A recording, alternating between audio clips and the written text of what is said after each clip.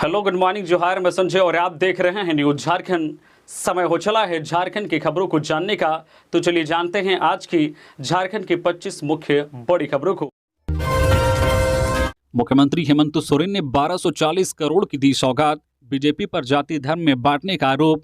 झारखंड के सीएम मुख्यमंत्री हेमंत सोरेन ने चंदन कियारी प्रखंड के चंडीपुर मैदान से मंगलवार को बोकारो, रामगढ़ और हजारीबाग जिले को 1240 करोड़ 57 लाख रुपए की सौगात दी है। उन्होंने 50 विभिन्न योजनाओं का उद्घाटन एवं शिलान्यास किया। 36 करोड़ 46 लाख रुपए की योजनाओं का उद्घाटन एवं 1204 करोड़ 11 लाख रुपए की योजनाओं का शिलान्यास किया।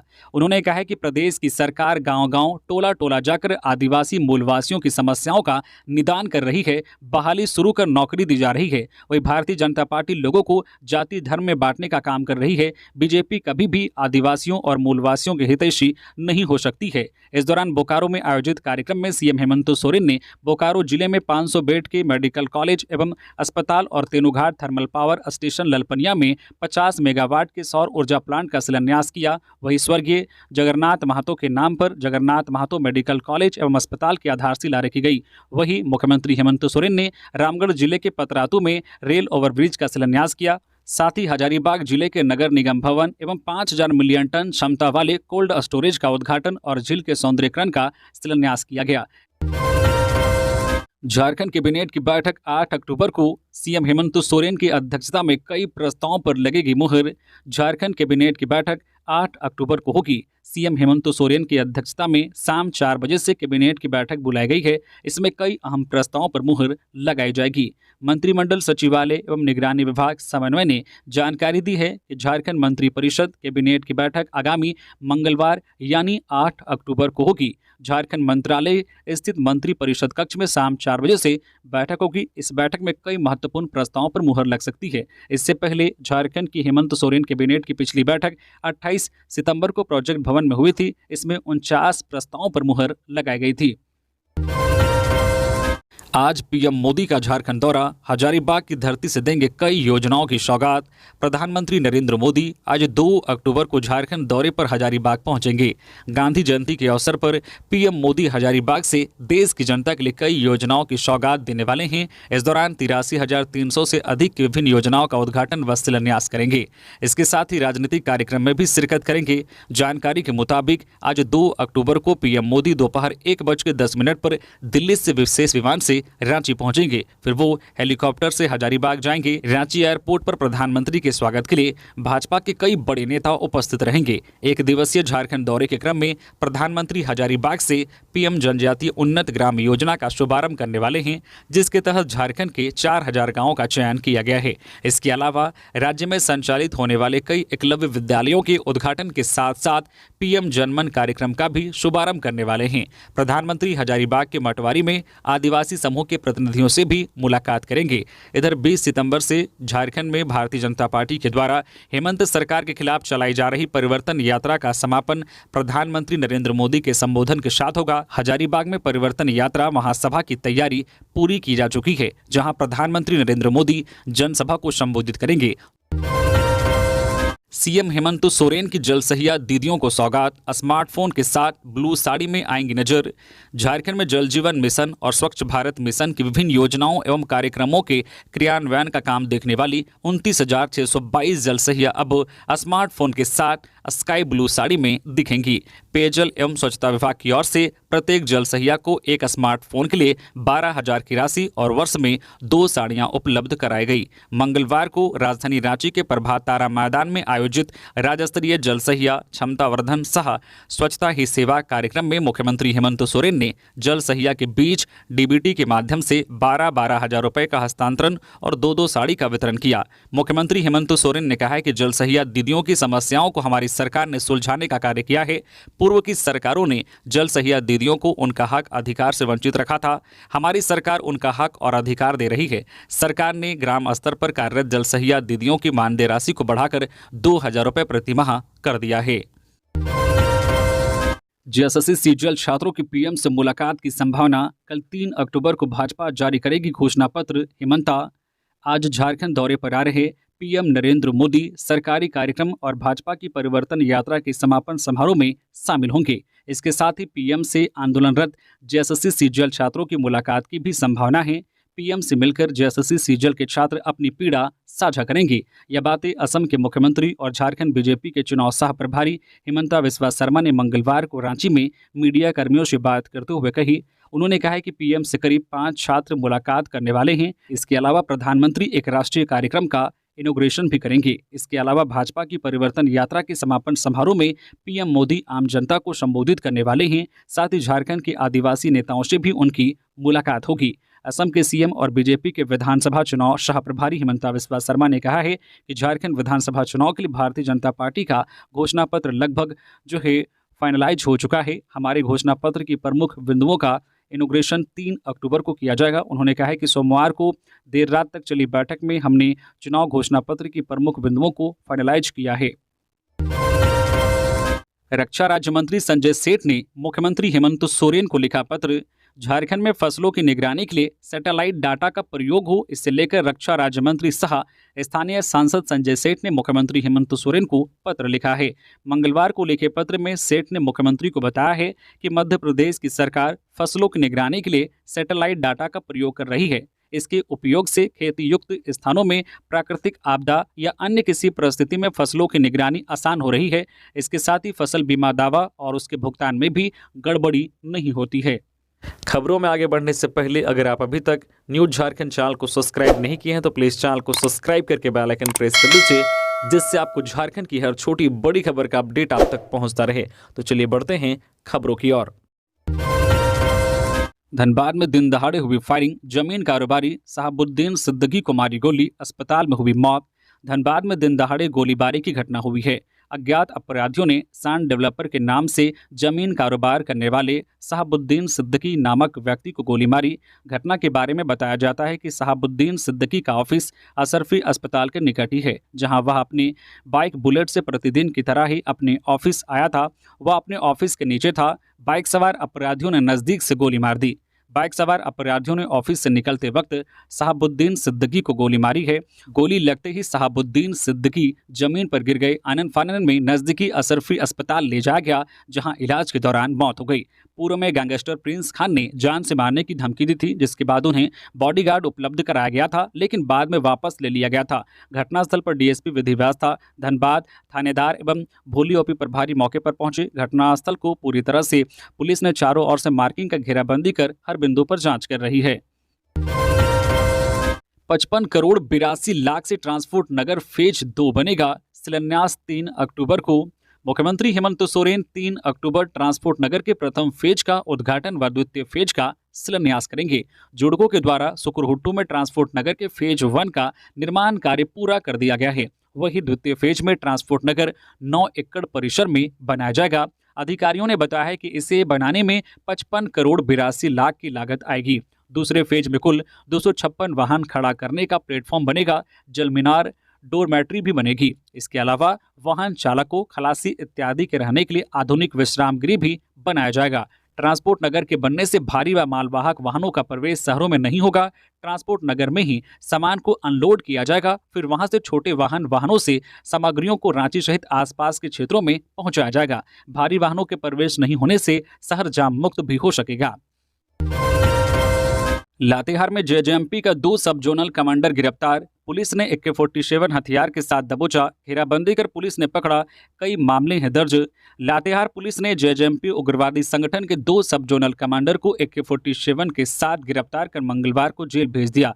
गिरफ्तार उग्रवादियों में खुर्शीद अंसारी पिता मरहूम इसराफिल मियाँ हेट पोचरा लातेहार व फेंकू भुइयां उर्फ सर्वनाश पिता पूषण भुइयां कुरियाम बालूमाद का रहने वाला है। पुलिस ने इसके पास से AK-47 का मैगजीन 1, AK-47 का 8 गोली, 3 मोबाइल व 1 जियो राउटर बरामद किया है। इसकी जानकारी एसपी कुमार गौरव ने मंगलवार को प्रेस वार्ता कर दी।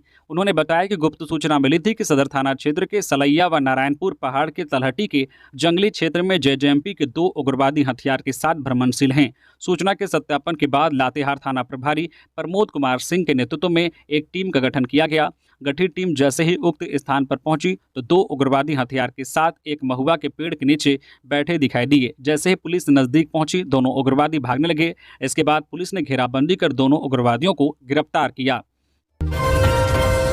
1200 से अधिक वोटर वाले बूथों पर नियुक्त होंगे अतिरिक्त पोलिंग अफसर के रवि कुमार।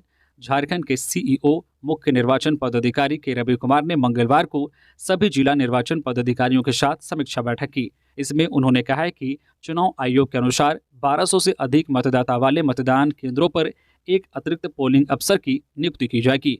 निर्वाचन में जीरो एरर के साथ कार्य करना है। विधानसभा चुनाव की तैयारियों से संबंधित निर्वाचन से जुड़े सभी पदाधिकारियों का भारत निर्वाचन आयोग के निर्देशानुसार प्रशिक्षण सुनिश्चित करें। वे सभी जिला निर्वाचन पदाधिकारियों के साथ निर्वाचन सदन से ऑनलाइन समीक्षा बैठक कर रहे थे। रांची के नए डीसी मंजूनाथ भजंत्री ने संभाला पदभार। रांची के नए उपायुक्त मंजूनाथ भजंत्री ने मंगलवार को पदभार ग्रहण किया। निवर्तमान उपायुक्त राहुल कुमार सिन्हा ने उन्हें पदभार सौंपा। पदभार ग्रहण करने के बाद उपायुक्त मंजूनाथ भजंत्री ने कहा है कि शांतिपूर्ण त्यौहार संपन्न कराना और सरकार की योजनाओं को ग्रामीण स्तर तक बेहतर तरीके से पहुंचाना उनकी प्राथमिकता है। आगामी विधानसभा चुनाव से संबंधित तैयारी पर उपायुक्त ने कहा है कि पूर्व से ही तैयारियां की गई है, उसे आगे बढ़ाया जाएगा। सभी पदाधिकारी अनुभवी हैं, हम टीम वर्क के साथ सभी चुनौतियों का सामना करेंगे। दुर्गा पूजा के मद्देनजर पुलिस मुख्यालय ने एसपी से मांगी रिपोर्ट। दुर्गा पूजा के मद्देनजर पुलिस मुख्यालय ने राज्य के सभी एसपी से रिपोर्ट मांगी है। मुख्यालय से मंगलवार को मिली जानकारी के अनुसार दुर्गा पूजा के दौरान झारखंड में किसी प्रकार की विधि व्यवस्था की समस्या उत्पन्न न हो, इसको लेकर झारखंड पुलिस मुख्यालय ने जिले के एसपी से जबरन चंदा वसूली सहित कई महत्वपूर्ण बिंदुओं पर रिपोर्ट मांगी है, जिसमें दुर्गा पूजा के अवसर पर पूजा अर्चना और सांस्कृतिक कार्यक्रम का आयोजन कहां कहां किए जाएंगे और कितनी भीड़ होने की संभावना है, इससे संबंधित विवरण, वही क्षेत्र में लाइसेंसी और गैर लाइसेंसी पूजा पंडालों की संख्या, दशहरा के नाम पर किन किन स्थानों पर जबरन चंदा वसूली की जाती है और इसके रोकथाम के क्या उपाय हैं। इसके साथ ही दशहरा के अवसर पर पूर्व से संवेदनशील पूजा पंडाल किन किन स्थानों पर हैं जहां निगरानी रखे जाने की आवश्यकता है। इसके साथ ही पूजा पंडालों में आग लगने की स्थिति में अग्निशामक की व्यवस्था है या नहीं। दशहरा के अवसर पर पूर्व में हुए विवाद और घटना की सूची की विवरणी, बीते 5 सालों में दशहरा पर घटित सांप्रदायिक घटनाओं की संक्षिप्त विवरणी, वैसे असामाजिक तत्वों जो पूर्व में दंगा या सांप्रदायिक कांडों में संलिप्त व आरोपित रहे हों और विधि व्यवस्था कार्य या अफवाह फैलाकर सांप्रदायिक तनाव और विधि व्यवस्था की समस्या उत्पन्न कर सकते हैं, उनकी सूची, वैसे व्हाट्सएप, फेसबुक और अन्य सोशल मीडिया ग्रुप जो किसी विशेष संप्रदाय, धर्म और जाति की भावनाओं को आहत करने वाली टिप्पणियां करते हों, नफरत और अफवाह फैलाते हैं, उनके एडमिन के नाम और मोबाइल नंबर समेत अन्य जो है जानकारी मांगी गई है। सीट शेयरिंग पर क्या बोले सीएम हेमंत सोरेन, बीजेपी पर कसा तंज। झारखंड विधानसभा चुनाव की अभी घोषणा नहीं हुई है, लेकिन सियासी पार्टियां इसकी तैयारी में जोर शोर से जुट गई है। पक्ष विपक्ष अपने स्तर से जोर आजमाइश कर रहे हैं। इसी बीच झारखंड विधानसभा चुनाव से पहले सीट शेयरिंग पर झारखंड के सीएम हेमंत सोरेन ने बीजेपी पर तंज कसा और कहा उनके पास वही काम है, इसलिए लगे हुए हैं। जब इसकी जरूरत पड़ेगी और वक्त होगा तो गठबंधन के लोग बैठेंगे और विचार विमर्श करेंगे। झारखंड के मुख्यमंत्री हेमंत सोरेन से विधानसभा चुनाव के लिए सीट शेयरिंग को लेकर जब सवाल पूछा गया कि विपक्ष इसकी तैयारी में जुटा है, गठबंधन की क्या तैयारी है, इस पर मुख्यमंत्री ने बीजेपी पर तंज कसते हुए कहा कि उनके पास वही काम है, इसलिए उस काम में वे लगे हुए हैं। हम लोग अभी व्यस्त हैं अपने अपने काम में, जब इसकी जरूरत पड़ेगी और वक्त होगा तो हम लोग बैठेंगे और विचार करेंगे। रांची में सिविल कोर्ट के वकील को मारी गोली, रातू क्षेत्र में अपराधियों ने वारदात को दिया अंजाम।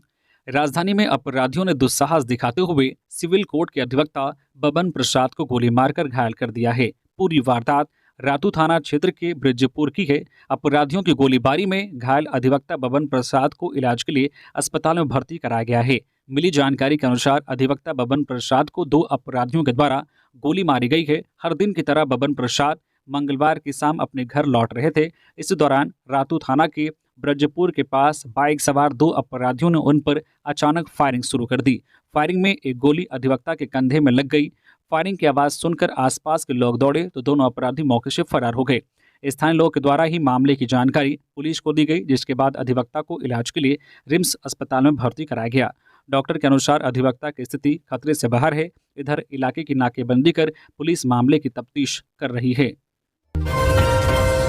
गिरिडीह के मायका खदान धंसने से एक बच्ची की हुई मौत, दूसरा घायल। मामले को दबाने में जुटे परिजन और मायका खनन माफिया।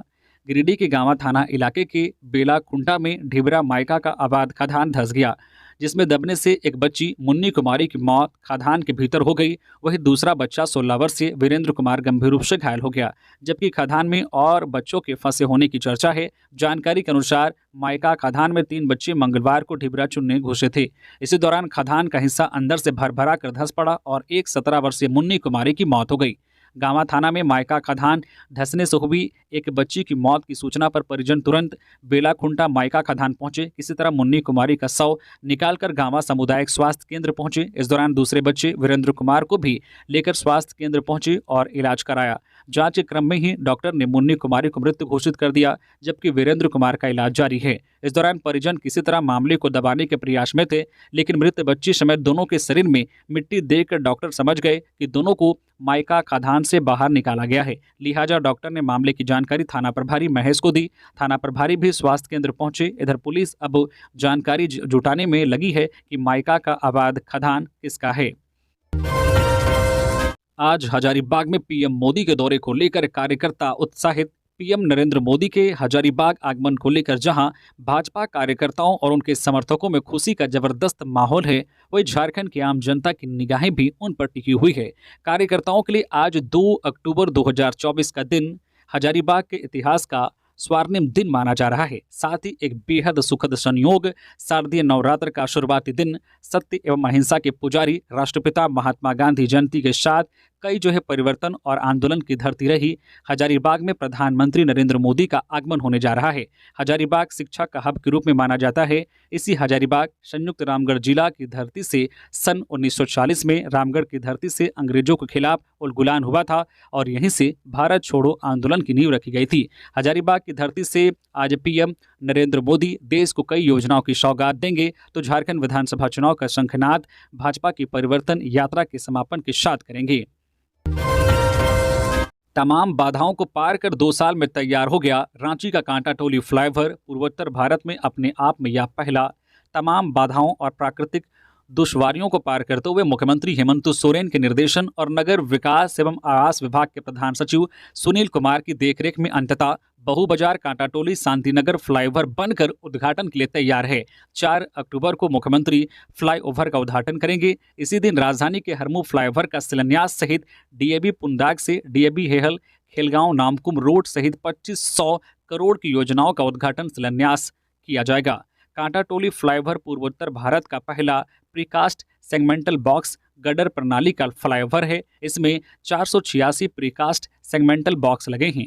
42 पिलर पर सेगमेंटल बॉक्स टिके हैं। लंबाई 2.4 किलोमीटर और लागत लगभग 224 करोड़ रुपए है। ब्रिज पर लगभग 125 बिजली के खंभे हैं। इसे जुड़कों के क्रियान्वयन में messrs Dinesh Chandra Agarwal associate infrastructure limited ने रिकॉर्ड 2 वर्ष में पूरा किया है। आईपीएस मुरारी लाल मीणा और आरके मलिक का डीजी रैंक में हुआ प्रमोशन, अधिसूचना जारी। आईपीएस मुरारी लाल मीणा और आरके मलिक का डीजी रैंक में प्रमोशन हुआ है। इस संबंध में अधिसूचना जारी कर दी गई है। आईपीएस मीणा को डीजी रेल बनाया गया है, वहीं आईपीएस आरके मलिक को डीजी हेडक्वार्टर के पद पर पदस्थापित किया गया है। स्वच्छता केवल सफाई का कार्य नहीं, यह एक स्वस्थ और समृद्ध समाज की नींव है। राज्यपाल संतोष कुमार गंगवार ने कहा है कि स्वच्छता केवल सफाई का कार्य नहीं, बल्कि यह एक स्वस्थ और समृद्ध समाज की नींव है। उन्होंने सभी से अपने आसपास के वातावरण को स्वच्छ और सुरक्षित बनाने का संकल्प लेने का आह्वान किया। राज्यपाल मंगलवार को रांची के आर्यभट्ट सभागार में राष्ट्रीय सेवा योजना एनएसएस के जरिए आयोजित स्वच्छता ही सेवा अभियान के समापन समारोह में बोल रहे थे। उन्होंने सभी नागरिकों से आह्वान किया है कि वे स्वच्छता को अपने दैनिक जीवन का अभिन्न हिस्सा बनाएं और राष्ट्रपिता महात्मा गांधी के स्वच्छ और स्वस्थ भारत के दृष्टिकोण को साकार करने की दिशा में सक्रिय योगदान दें।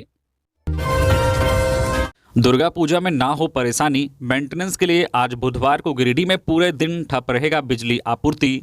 दुर्गा पूजा में निर्बाध बिजली आपूर्ति को लेकर आज बुधवार को गिरिडीह में बिजली आपूर्ति ठप कर मेंटेनेंस वर्क करने का निर्णय लिया है। मंगलवार की देर शाम इसकी जानकारी बिजली बोर्ड के सहायक अभियंता ने देते हुए बताया है कि बुधवार की सुबह 9 बजे से बिजली आपूर्ति ठप कर पूरे शहर में मेंटेनेंस वर्क किया जाएगा। एसडीओ ने बताया है कि जर्जर तार हटाने के साथ बिजली के पोल को भी बदला जाएगा और शहर भर में झूलते बिजली के तारों को हटाया जाना है। सुबह 9 बजे से शाम 5 बजे तक बिजली आपूर्ति ठप रहेगी। गढ़वा की जयनगरा में सांप के काटने से महिला की मौत। कांटी थाना क्षेत्र के जयनगरा गांव निवासी लालमुनि पासवान की 44 वर्षीय पत्नी कौशल्या देवी की मौत सांप के काटने से हो गई। परिजनों ने बताया कि जब सांप ने काटा उस समय उक्त महिला सोई हुई थी। परिजनों ने आनन फानन में सदर अस्पताल गढ़वा में भर्ती कराया, फिर डाल्टनगंज रेफर किया गया, जहां महिला ने दम तोड़ दिया। इसके बाद मंगलवार को गढ़वा में पोस्टमार्टम कराया गया। जिला परिषद प्रतिनिधि दिनेश कुमार, मुखिया परीखा राम, उप मुखिया रवि कुमार मेहता ने भरोसा दिलाया है कि सरकारी प्रावधान के अनुसार जो लाभ होगा हर हाल में दिलाया जाएगा। झूठ बोल सत्ता में काबिज है हेमंत सोरेन, झारखंड में बनेगी डबल इंजन की सरकार, बोले ओडिशा के सीएम मोहन चरण मांझी। मंगलवार को चाईबासा परिषदन में ओडिशा के मुख्यमंत्री मोहन चरण मांझी ने पत्रकारों से बातचीत करते हुए वर्तमान झारखंड सरकार पर निशाना साधा है। उन्होंने कहा है कि झूठ बोलकर हेमंत सोरेन की सरकार पिछले 5 सालों से सत्ता पर बैठी हुई है। उन्होंने जो चुनाव में वादे किए थे, एक भी वादे अब तक पूरे नहीं किए। इसलिए झारखंड में भाजपा के द्वारा परिवर्तन यात्रा निकाली गई है, जिसका पूरा समर्थन लोगों से मिल रहा है। आने वाले दिनों में भाजपा की डबल इंजन की सरकार झारखंड में बनने जा रही है। उन्होंने ओडिशा का उदाहरण देते हुए कहा है कि हमारी डबल इंजन की सरकार ने शपथ ग्रहण के 1 घंटे के बाद ही कैबिनेट की बैठक बुलाकर विभिन्न जानकारी योजनाओं को पारित किया। पिछले 24 सालों में नवीन पटनायक की सरकार ने नहीं किया था, वह काम हमने 100 दिनों के अंदर किया है। बांग्लादेशी घुसपैठ पर हाईकोर्ट में सुनवाई टली। अब 13 नवंबर को बांग्लादेशी घुसपैठ के खिलाफ हाईकोर्ट में मंगलवार को सुनवाई टल गई। अब इस मामले की सुनवाई 13 नवंबर को निर्धारित की गई है। मंगलवार को राज्य सरकार और केंद्र सरकार की ओर से अदालत को बताया गया कि झारखंड हाईकोर्ट के 20 सितंबर के आदेश के खिलाफ राज्य सरकार ने सुप्रीम कोर्ट में एसएलपी दायर की है, जिसमें दोनों सरकारों को बैठक कर फैक्ट फाइंडिंग कमेटी बनाने का निर्देश दिया गया था। केंद्र सरकार की ओर से बताया गया कि 30 सितंबर को झारखंड के मुख्य सचिव और केंद्रीय गृह सचिव के बीच कमेटी को लेकर बैठक हुई थी, लेकिन इस पर सहमति नहीं बन सकी। सुप्रीम कोर्ट में दायर याचिका पर सुनवाई पूरी होने के बाद ही इस मामले की सुनवाई की जाए। इसके बाद chief justice MS Ramchandra Rao और जस्टिस आर मुखोपाध्याय की अदालत ने दोनों के आग्रह को स्वीकार करते हुए सुनवाई 13 नवंबर को निर्धारित कर दी। झारखंड के युवाओं को 25 देशों में मिलेगी नौकरी, सरकार ने 3 कंपनियों के साथ किया समझौता। अब झारखंड के युवा जापान, सऊदी अरब समेत 25 देशों में नौकरी कर सकेंगे। झारखंड सरकार ने 3 इंटरनेशनल कंपनियों के साथ करार किया है, जिसमें एक सऊदी अरब, तो दूसरी जापान और तीसरी कंपनी भी विदेश की है। सऊदी अरब की कंपनी EFS फैसिलिटी सर्विसेज की कंपनी प्रतिनिधि नसरीन ने कहा है कि कंपनी का हेडक्वार्टर दुबई में है, लेकिन सऊदी अरब समेत 25 देशों में कंपनी नौकरी देने का काम करती है। इन कंपनियों में युवा के साथ महिलाओं को भी नौकरी दी जाती है। तकनीकी, हाउसकीपिंग और सुरक्षा सर्विसेज में नौकरी मिलती है, जिसमें दुबई के हिसाब से 1000 से 2000 रियाल तक की सैलरी दी जाती है। इंडियन करेंसी में बात करें तो सैलरी कई हजारों में होती है। कोल्हान में जेएमएम को लगा बड़ा झटका, केंद्रीय सदस्य ने दिया पार्टी से इस्तीफा। कोल्हान की राजनीति में झारखंड मुक्ति मोर्चा में मची भगदड़ रुकने का नाम नहीं ले रही है। कोल्हान टाइगर के रूप में जाने जाने वाले पूर्व मुख्यमंत्री चंपई सोरेन जैसे कद्दावर नेता पार्टी को छोड़ने के बाद उनके पीछे पीछे कई नेता व कार्यकर्ताओं ने झारखंड मुक्ति मोर्चा को बाय बाय कर रहे हैं। इधर मंगलवार को चांडिल बाजार निवासी झारखंड मुक्ति मोर्चा के केंद्रीय सदस्य पप्पू वर्मा ने पार्टी के सभी पदों से इस्तीफा दे दिया है। पप्पू वर्मा ने प्रेस वार्ता को संबोधित करते हुए कहा है कि विगत 26 वर्षों से झारखंड मुक्ति मोर्चा में रहकर इचागढ़ विधानसभा क्षेत्र में सींचने का काम किए थे। दिवंगत सुधीर महतो के साथ झारखंड मुक्ति मोर्चा को इचागढ़ विधानसभा क्षेत्र में एक उचित मुकाम तक पहुंचाने का काम किए थे, लेकिन वर्तमान में पार्टी के द्वारा बात नहीं सुनी जा रही है। वही कयास लगाए जा रहे हैं कि चांडिल के पप्पू वर्मा राज्य के पूर्व मुख्यमंत्री चंपई सोरेन का बहुत ही करीबी माने जाते हैं। 4 अक्टूबर को चांडिल में होने वाली बीजेपी के कार्यक्रम में पप्पू वर्मा बीजेपी का दामन थाम सकते हैं। रांची में ब्राउन शुगर की खरीद बिक्री करते 2 युवक गिरफ्तार। ब्राउन शुगर की खरीद बिक्री करते हुए 2 युवकों को गिरफ्तार किया गया है। कोतवाली डीएसपी प्रकाश सोय के नेतृत्व में पुलिस की टीम ने कार्रवाई करते हुए सुखदेव नगर थाना क्षेत्र के रहने वाले अंकित कुमार और हिंदी पीढ़ी का रहने वाला मोहम्मद कैफी को गिरफ्तार किया है। इन दोनों की गिरफ्तारी सुखदेव नगर थाना क्षेत्र के विद्यानगर मैदान के पास से हुई है। इनके पास से पुलिस ने 30 पुड़िया ब्राउन शुगर बरामद किया है। मंगलवार को कोतवाली डीएसपी प्रकाश सोय ने यह जानकारी दी। थाना प्रभारी को एसपी ने किया लाइन हाजिर, 5 पुलिसकर्मी सस्पेंड। वाहन पकड़ने के बाद रुपए मांगने और मारपीट का लगा था आरोप।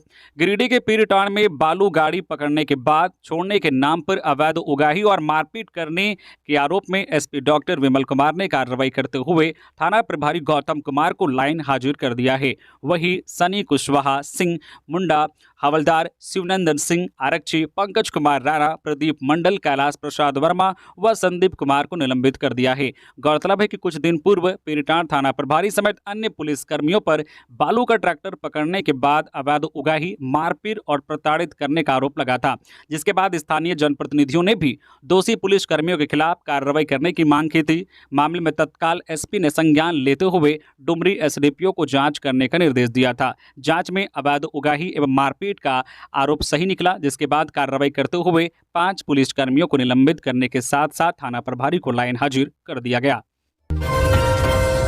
बीजेपी में कंफ्यूजन नहीं, झारखंड में रघुवर दास की वापसी की अटकलों पर क्या बोले निशिकांत दुबे। झारखंड के पूर्व मुख्यमंत्री रघुवर दास, जो मौजूदा वक्त में ओडिशा के राज्यपाल हैं, उनकी सूबे की सियासत में वापसी को लेकर तमाम तरह के कयास लगाए गए हैं। दरअसल भाजपा झारखंड के चुनाव सह प्रभारी हिमंता बिस्वा शर्मा ने शुक्रवार को भुवनेश्वर राजभवन में रघुवर दास से मुलाकात की थी। इसके बाद रघुवर दास दिल्ली रवाना हुए थे। वहां उनके राष्ट्रीय नेताओं के साथ मेल मुलाकात की चर्चाएं थी। कयास लगाए जाने लगे थे कि राज्यपाल पद से रघुवर दास का इस्तीफा लिया जा सकता है। इन अटकलों के बीच इस विषय पर भाजपा के कद्दावर नेता निशिकांत दुबे का बयान सामने आया है। सांसद निशिकांत दुबे ने एक्स पर अपने पोस्ट में लिखा, भाजपा में कोई कंफ्यूजन नहीं है। केंद्रीय नेतृत्व ने माननीय रघुवर दास जी को ओडिशा का राज्यपाल बनाया है। पहली बार ओडिशा में अपने दम पर हमारी सरकार बनी है। रघुवर जी को झारखंड सरकार के मंत्री, मुख्यमंत्री, प्रदेश अध्यक्ष रहने के कारण बहुत अनुभव है, इसलिए वह ओडिशा में नई सरकार को मार्गदर्शन देते रहेंगे। जहां तक सरयू राय जी का सवाल है, अब वो जदयू में हैं। दोनों पार्टियों का नेतृत्व गठबंधन के तहत जो भी निर्णय लेगा वह अंतिम होगा। इस तरह की अटकलें हेमंत सोरेन की सरकार के भ्रष्टाचार से ध्यान हटाने की कोशिश है। विधायक सुदिव्य सोनू ने 22 करोड़ की लागत की सड़क निर्माण योजना का किया शिलान्यास। सदर विधायक सुदिव्य सोनू ने औद्योगिक क्षेत्र स्थित श्रीरामपुर वाया टीकोडी 8 किलोमीटर सड़क का शिलान्यास किया। यह सड़क 22 करोड़ की लागत से बनेगी। शिलान्यास समारोह में श्रीरामपुर मुखिया के साथ काफी संख्या में ग्रामीणों की भीड़ जुटी थी। इस सड़क के बनने से औद्योगिक क्षेत्र की बड़ी आबादी को फायदा मिलेगा। स्थानीय लोग शहर से औद्योगिक क्षेत्र प्रवेश करते हुए सालासर फैक्ट्री होते हुए टुंडी रोड वाया धनबाद जा सकेंगे। शिलान्यास समारोह में विधायक सोनू ने कहा कि इस सड़क का निर्माण उनके प्राथमिकता में था। लोगों को कनेक्टिविटी देना ही उनके जनप्रतिनिधि बनने का एक बड़ा मकसद है। तो ये थी आज की झारखंड की टॉप बड़ी खबरें। इसी तरह से झारखंड की हर छोटी बड़ी खबर देखने के लिए आप हमारे चैनल न्यूज झारखंड चैनल को सब्सक्राइब करके बेल आइकन प्रेस कर दीजिए, जिससे झारखंड की हर छोटी बड़ी खबर का अपडेट आप तक पहुंचता रहे। तो अभी के लिए बस इतना ही, हमें दीजिए इजाजत, फिर मिलते हैं नेक्स्ट खबरों के साथ। धन्यवाद।